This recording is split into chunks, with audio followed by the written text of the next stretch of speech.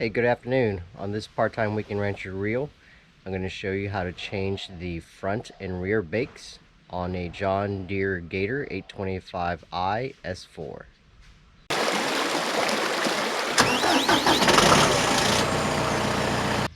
Alright, like I said, we're going to try to change the front and the rear brakes on a Gator, and as you can see, we already lifted it. We took off the tires, took off the lug nuts, and we have jack stands underneath, parking brake on, and the block in the back of the tires. So we're gonna go ahead and get started. We're actually at our house. Instead of the ranch, we decided to bring the Gator back home for the weekend and just do a complete overhaul and PM on it. So we've already done the coolant, the spark plug wires, the air filter, fuel filter, anything and everything else, and now we're just changing out the brakes.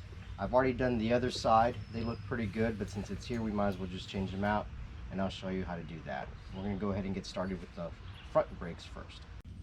So here's your front brake. If you have ever changed the brakes in your car or truck, it's very, very similar. You have your brake caliper. Inside you have your cylinders that squeeze the brakes together. These are the two brake pads in there. It's held by a bolt on the top and a bolt on the bottom.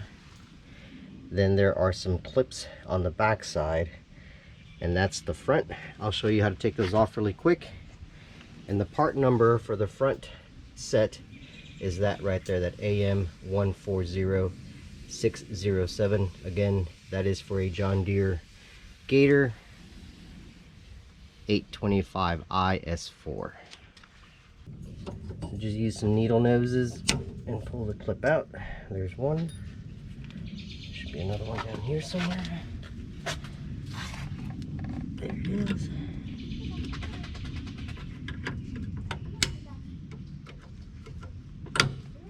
Well, there you go. Alright, so we're using a T45. It's not even a hex, it's just a T45, as you can see there.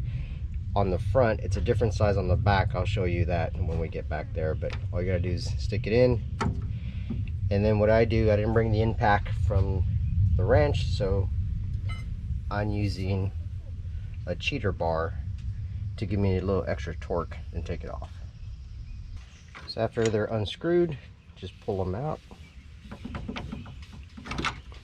There you go. I'll put them to the side. The caliper should come off.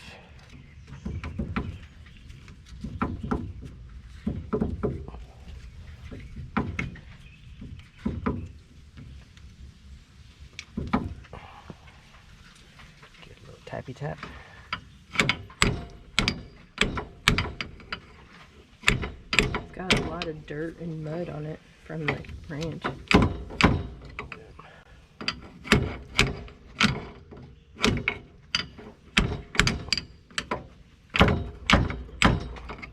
They're very rusted. There you go. There you go. All the dirt. Not too bad. Probably didn't need to be changed, but like I said, since we're here, we'll go ahead and change them out. I'll show you the new ones here in a bit. So here's the new one. Here's the old one. Not too much of a wear, but like I said, since we brought it home, we just decided to go ahead and replace everything, including the brake pads. But that's how they look. And then when you get them in the package, you'll get two sets, one for each tire in the front, and then you'll also get 4 clips. Again, 2 clips for each tire as well. Alright, so some of you might frown in seeing what I'm doing here, but this is what I have realized is the quickest way to push the caliper back, or the cylinder back in the caliper, because when you put new brake pads on, the thickness is thicker than what used to be in there, so the cylinders have already basically expanded to that thickness, and you put the new ones in, they will not go in because the cylinders are already pushed out. So I just use a quick C-clamp, put pressure back. I know it's pushing the brake fluid back into the master cylinder, but it's minimal in my opinion. I've not had an issue when I change brakes. Again, I'm sure people will frown and say you're supposed to bleed it, do all this other stuff, but it works for me. So we push the cylinder back in, line them back up.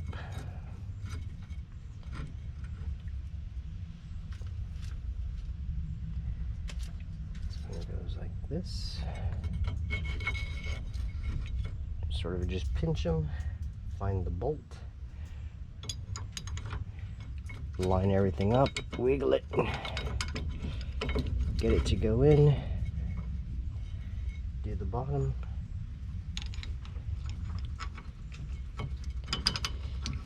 wiggle it, get everything to line up and go back in, and then just start getting some grip on the screw, and then we'll tighten it down.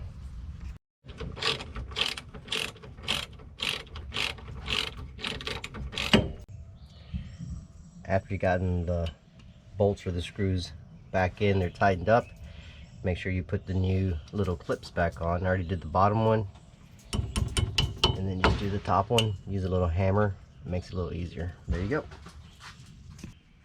Alright, so we've done the front, now we're going to move to the back. This is the part number package for the back. Again, it comes with 4 clips, 4 brake pads, 2 clips and 2 brake pads for each tire. It also comes with a couple of nylon nuts, which I don't know what they're for because the other side didn't have that. I'm assuming that this part number also can potentially go to another type of Gator where you might need those, but not on this one.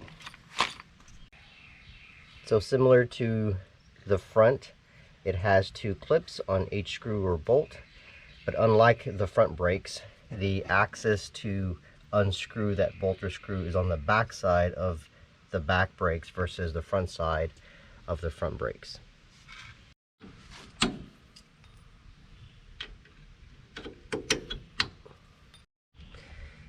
And on the back side, it's actually a different type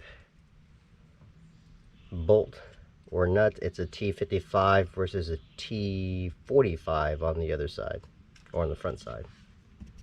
There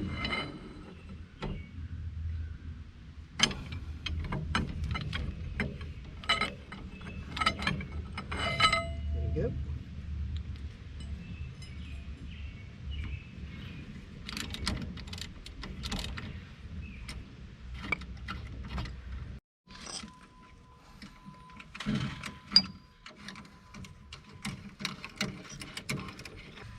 Take the caliper off. Seems to be as difficult as the front one, so we'll persuade it.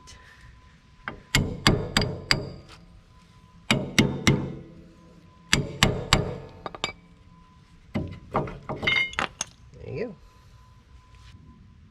There's the new brake pad and the old one, and you can see the thickness difference.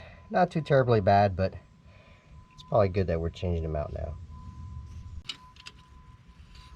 Again, pushing in the cylinder just to make it easier, because the new thickness won't allow it to go in, because it's already gotten used to where the old pads were, their thickness. So put them back in. One goes there, And the shoe side goes against the rotor. against that. So there's the shoe side on that one, and then the shoe side goes on that one. Oh, I'm doing that wrong.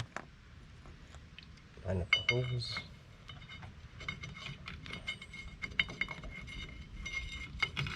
there. So you see the jelly side is on the outside, but the holes match up. Which they're not. I'm not cooperating today. There we go. And again, it goes on the back side. Yep. Which is different than Yep. And you just gotta line them up, wiggle them in, and get it started, and then do the other one.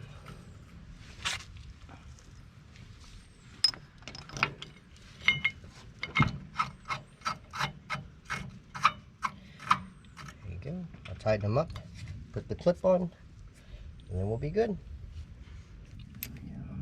Ready, tight. Mm-hmm.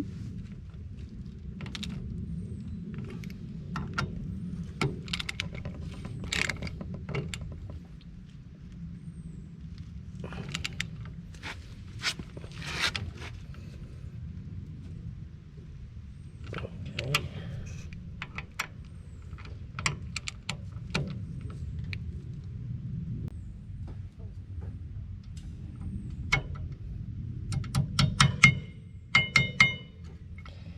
There's one.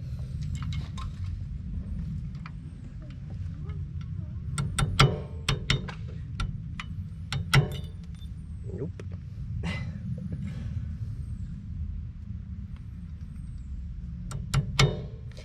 There you go.